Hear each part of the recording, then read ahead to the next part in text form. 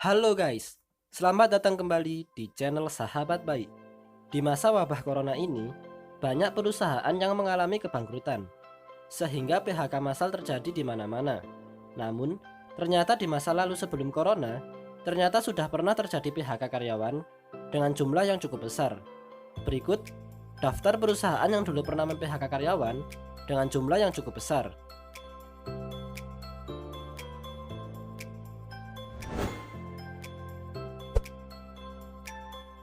Sears Roebuck and Company adalah sebuah toko retail serba ada di Amerika Serikat yang berdiri sejak tahun 1886. Untuk bersaing dengan model biaya yang lebih rendah dari Walmart dan Toys R Us, dan untuk membalikan penurunan selama satu dekade pada bisnis retailnya, Sears mengumumkan menghilangkan buku besar katalognya pada tahun 1993, yang telah menjadi andalan di rumah pedesaan Amerika selama 97 tahun. Penghentian katalog dan penutupan 113 toko merupakan bagian dari perombakan besar dengan memangkas sekitar 50.000 pekerjanya.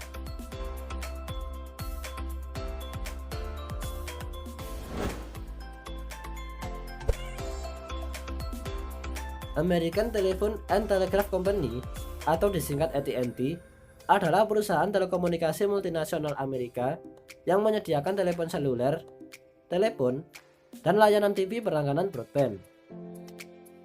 Tidak seperti kebanyakan perusahaan lain yang mem-PHK karyawan karena kebangkrutan, perusahaan AT&T pada Januari tahun 1996 memutuskan mengurangi 13% dari total karyawan atau sekitar 30.000 karyawan. Karena pada saat itu, hampir semua divisi mengalami keuntungan dan berkembang.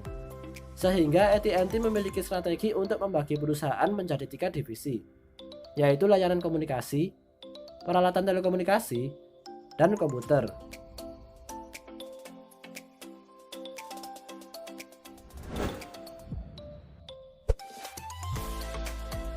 General Motors Company atau disingkat GM mempunyai bisnis otomotif di 157 negara dan pabrik di 31 negara.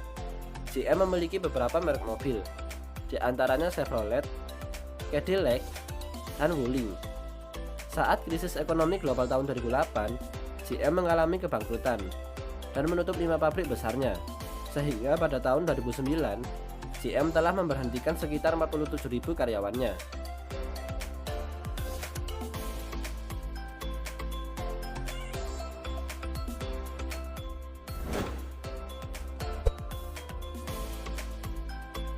Citigroup adalah perusahaan jasa keuangan internasional milik Amerika Serikat.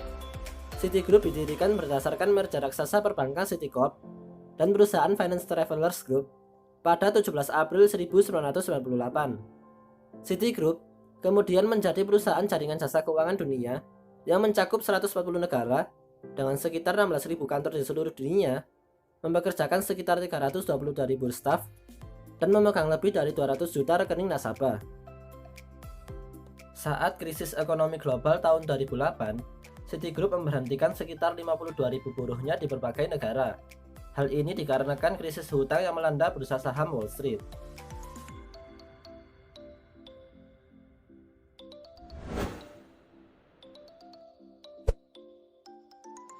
International Business Machines Corporation atau disingkat IBM adalah sebuah perusahaan asal Amerika Serikat yang memproduksi dan menjual perangkat keras dan lunak komputer. Perusahaan ini memiliki teknisi dan konsultan di lebih dari 170 negara dengan jumlah buruh sebesar kurang lebih 431.212 di seluruh dunia. Pada awal tahun 1990-an, bisnis inti IBM menjadi tertekan dengan munculnya komputer pribadi dan server klien.